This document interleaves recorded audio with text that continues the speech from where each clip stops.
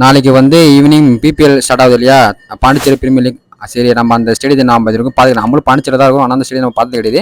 சரி நீங்கள் போய் பார்த்துட்டு வரலாம் அப்படின்னு சொல்லிட்டு போனது. எல்லோரும் உள்ளே அலோவ் பண்ணாங்க. நாங்கள் போகும்போது தான் உள்ளே கொஞ்சம் ஏற்பாடுலாம் பண்ணியிருந்தாங்க. அந்த ஸ்பான்சர்லாம் போட்டு அந்த பவுண்டரி லைன்லாம் இது பண்ணிட்டா கூட நிறைய விஷயம் அங்கே பண்ணியிருந்தாங்க. அந்த சைடு வந்து பிளேயர்ஸ் எல்லாம் வந்து ப்ராக்டிஸ் பண்ணியிருந்தாங்க. அதெல்லாம் போய் பார்த்தோம். 6-7 மணிக்கு மேலே மேட்ச் ஸ்டார்ட் ஆகிடும். ஃப்ரீ தான், காசுலாம் கிடையாது. எல்லாருமே வரலாம், யாரும் வரலாம், ஃப்ரீ தான். இருக்கும். நாளைக்கு தான் ஃபர்ஸ்ட் மேட்ச் ஸ்டார்ட் ஆகுது. நாளையிலேருந்து ஸ்டார்டிங். ஆமாம். இல்லை க்ரௌட் அதிகமாக தான் இருக்கும். உட்காந்து பார்க்கலாம். க்ரௌடும் நாளைக்கு எப்படின்னு தெரியல, பார்ப்போம். சண்டே இல்லை கொடுத்துருது. ஆனால் இங்கேருந்து பார்க்க ரொம்ப கிட்ட தான் தெரியுது. அதுதோ அங்கே இருக்கு.